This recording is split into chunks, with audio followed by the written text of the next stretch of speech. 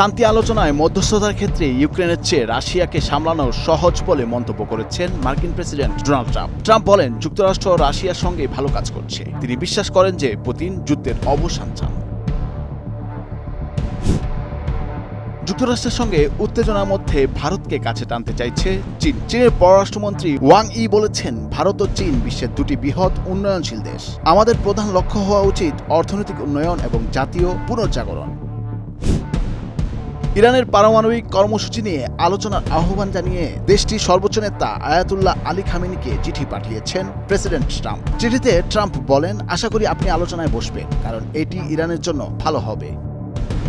পোল্যান্ডের প্রধানমন্ত্রী Donald Tusk ঘোষণা করেছেন, রাশিয়ার সঙ্গে সম্ভাব্য যুদ্ধের পরিস্থিতি তৈরি হলে দেশের সামরিক শক্তি বাড়াতে সব প্রাপ্তবয়স্ক পুরুষকে বাধ্যতামূলক সামরিক প্রশিক্ষণ দিতে হবে। প্রশিক্ষিত এবং রিজার্ভ বাহিনী যে কোনো হুমকি মোকাবেলায় প্রস্তুত থাকবে।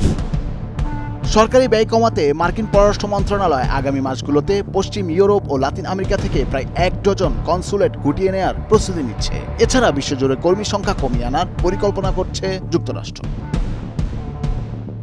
গণহত্যা কনভেনশনের অধীনে বাধ্যবাধকতা লঙ্ঘনের অভিযোগে সংযুক্ত আরব আমিরাতের বিরুদ্ধে বিশ্ব আদালতে মামলা করেছে সুদান। গৃহযুদ্ধে জর্জরিত আফ্রিকা দেশটির আধা সামরিক র্যাপিড সাপোর্ট ফোর্সেসকে অস্ত্র সরবরাহ করায় মামলা করা হয়। মেঘালয়ের মুখ্যমন্ত্রী কনরাড সাংমা বলেছেন, তাদের প্রস্তাবিত 100 কিলোমিটার দীর্ঘ এই করিডোর চালু হলে কলকাতা থেকে তুরা, বাগমারা, ডালু ও ডাউকির মতো বাণিজ্য কেন্দ্রগুলো দ্রুত এবং পরিবহন ব্যয় 25 থেকে 60% কমে আসবে।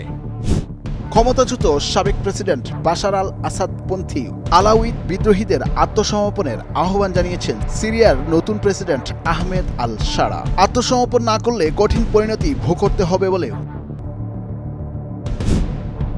ইউক্রেনকে সামরিক সহায়তা বাবদ 3000 কোটি ইউরো প্রদানের প্রক্রিয়া শুরু করেছিল ইউরোপের দেশগুলোর জোট ইউরোপীয় ইউনিয়ন, কিন্তু হাঙ্গেরির আপত্তির কারণে আটকে গেছে প্রতিশ্রুত সেই সহায়তা। 2012 সালের অক্টোবরে তালেবান সদস্যরা মালালার মাথায় গুলি করেছিল। সে সময় স্কুল থেকে বাড়ি ফিরছিলেন তিনি। 13 বছর পর সেই দাদা বাড়ি সাংলাতে বেড়াতে গেলেন মালালা ইউসুফজাই। ইনস্টাগ্রামে বেশ কয়েকটি ছবি দিয়ে খবর দিয়েছেন মালালা।